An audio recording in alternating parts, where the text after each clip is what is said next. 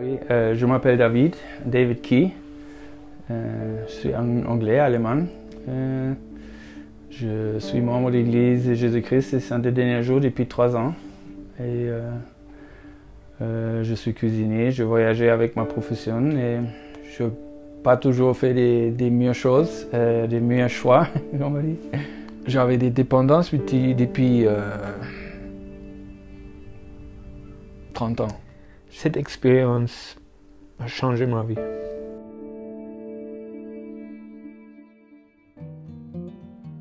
J'avais toujours une bonne vie, mais j'avais aussi pas mal de problèmes parce que je ne connais pas l'évangile. J'étais toujours un peu rebelle. On dit, je habitais en Allemagne comme militaire. Mon père était militaire anglais et en fait j'avais toujours un peu de difficulté de m'adapter à certaines règles et des choses. Mais dans mon cœur, je ressentis que je dois aussi chercher quelque chose.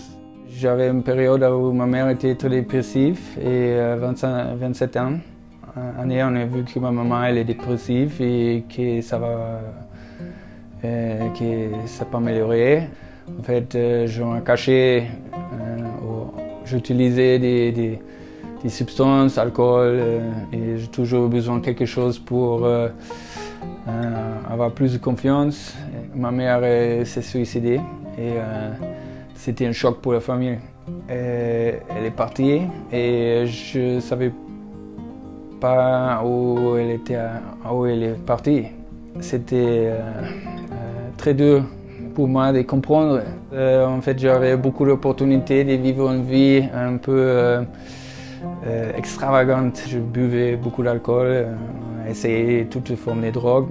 J'avais un accident en 2010 et je ne pouvais plus travailler.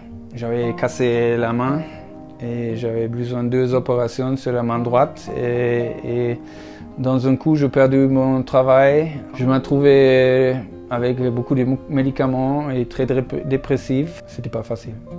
J'avais continué à augmenter les médicaments. J'ai vu plein de docteurs et j'avais vu que ça n'a pas marché. Alors j'étais retourné à l'alcool, les deux ensemble. En fait, je ne pouvais pas dire que oui, tout le monde qui se trouve dans une situation comme ça sont des personnes mauvaises, mais certainement on est corrompu. Et je ne savais pas comment je peux sortir. Après, j'avais fait 8 hospitalisations. J'étais fatigué. J'avais plusieurs fois pensé que je vais m'arrêter ma vie parce que j'ai maigri à 58 kilos.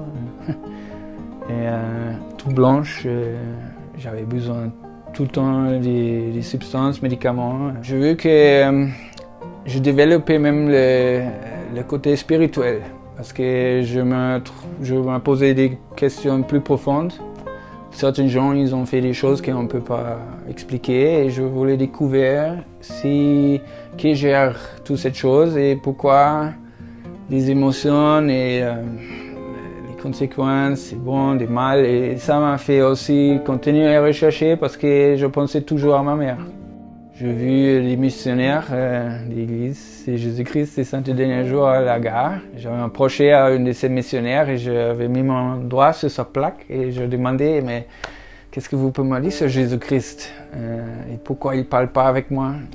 Quand j'avais dit ça, tous les missionnaires étaient autour de moi et je ressentais quelque chose. Mais je ressentais beaucoup d'amour de ces gens.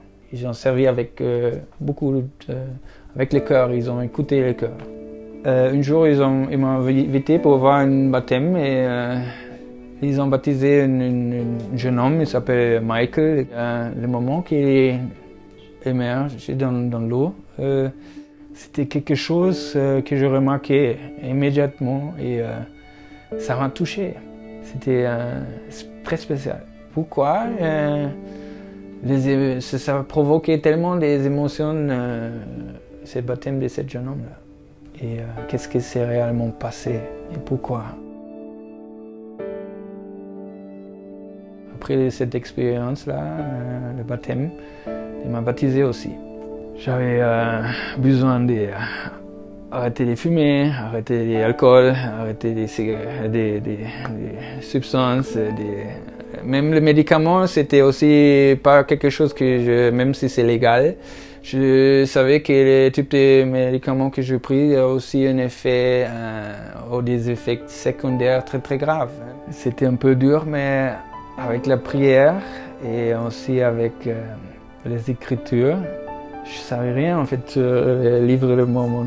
J'étais allé encore une fois à l'hôpital pour me soigner et c'est là où je commençais à lire le livre de Mormon. C'était fantastique. Là, dans cette dernière hospitalisation, j'étais dans une unité qui s'appelle Séphir, à Belle Idée, ici à Genève. La dernière fois que je m'ai hospitalisé, ils ont changé le nom de cette unité. C'était appelé Utah. Je trouvais, waouh, wow, le Seigneur il est partout, hein, parce qu'il a même changé ma unité. Mais là, je lis ce livre Mormon. J'ai l'impression que j'ai des messages dans ce livre qui correspondent à la situation.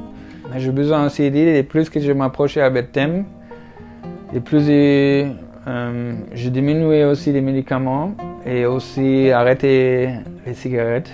Je mangeais des chewing-gums tout le temps. Tout ce que j'ai appris avec les missionnaires et l'Église de Jésus-Christ, c'était quelque chose de bien.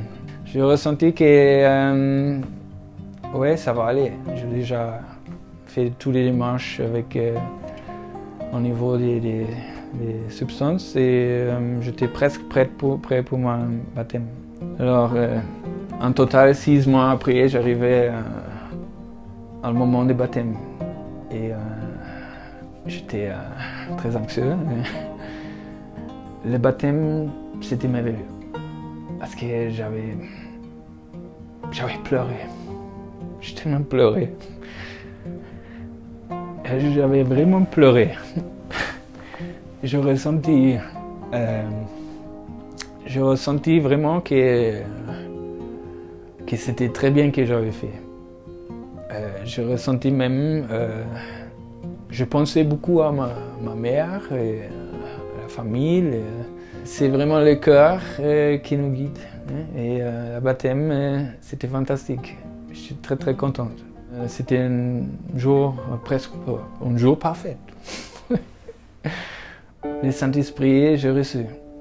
Parce que de temps en temps, j'étais encore faible, mais après le baptême, j'ai encore des... Je me luttais toujours avec les dépendances. Hein.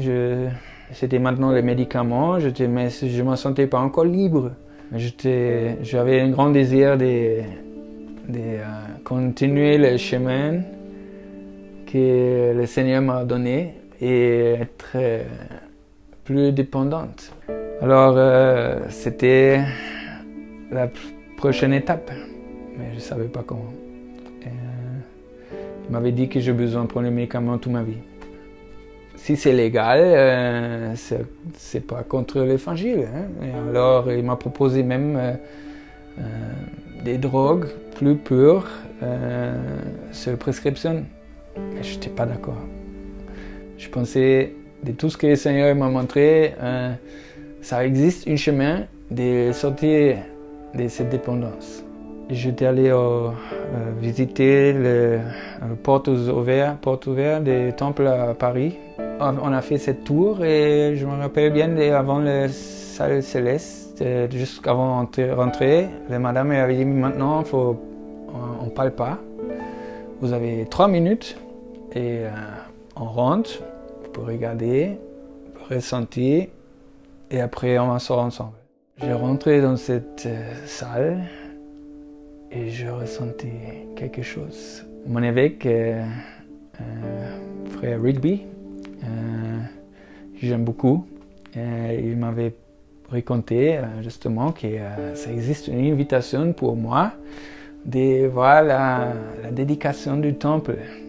Il m'avait dit qu'il faut prendre un mouchoir en blanche. J'avais mes 2 mouchoirs, c'était les mouchoirs que j'avais gardés, je pensais à ma grand-mère. Le jour de dédication, on s'est habillé, j'avais fait encore une prière. Je m'excusais aussi pour les erreurs et j'avais vraiment une communication intime avec le Seigneur. On était dans une salle Pas dans la salle principale, on était dans une petite salle à côté, dans le temple, mais c'était une salle qui était préparée pour les visiteurs. Tout le monde va prendre son mouchoir et ils ont montré, c'est le Hosanna Shout, c'est l'appel Hosanna. On avait chanté et quand on a fait ce mouvement, ça m'a chauffé. C'était un sentiment. M'excuse, mais c'était un sentiment.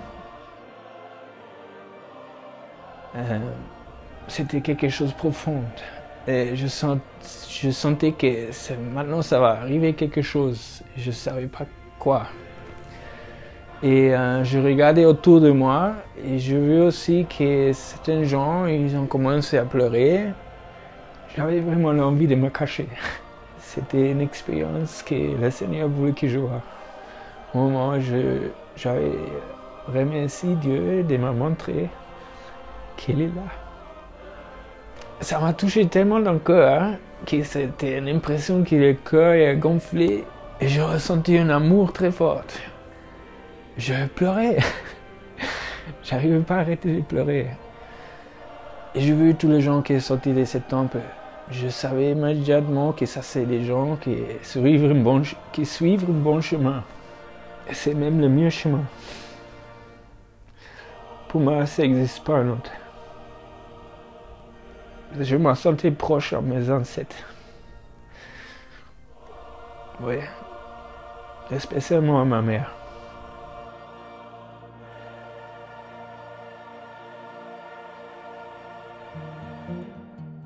J'étais rempli, j'étais avec une bonne énergie, chargé avec cette énergie, c'était fantastique. Mais dans un moment, je pensais à mes médicaments. J'étais choqué. J'ai dit, les médicaments. Si vous ne prenez pas les médicaments, ça ne va pas. Je n'ai pas transpiré, j'étais calme, je savais. J'ai plus besoin. J'avais retourné, je donnais des médicaments et j'avais dit que je ne prends plus. Mais vous ne pouvez pas arrêter les médicaments. Je trouvais Dieu et que c'est Dieu qui m'a enlevé.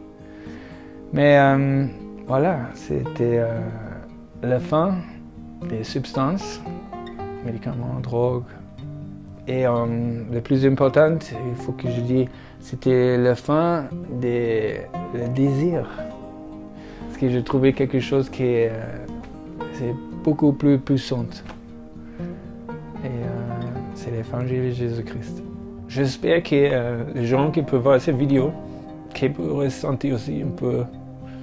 Parce qu'avec les mots, on ne peut pas transmettre ça cette expérience. On ne peut pas seulement un besoin ressenti. Et une personne doit avoir une expérience comme ça une fois. J'avais trouvé ma femme, Paola. Je savais que ça va être elle tout de suite. Encore, je ressentis et je suis cette voie. 3 mois maintenant, mon petit enfant, Meiben Ephraim, il est né le 17 novembre 2019.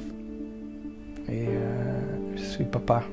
Et si on choisit le Christ, c'est fait pour la famille, cet évangile.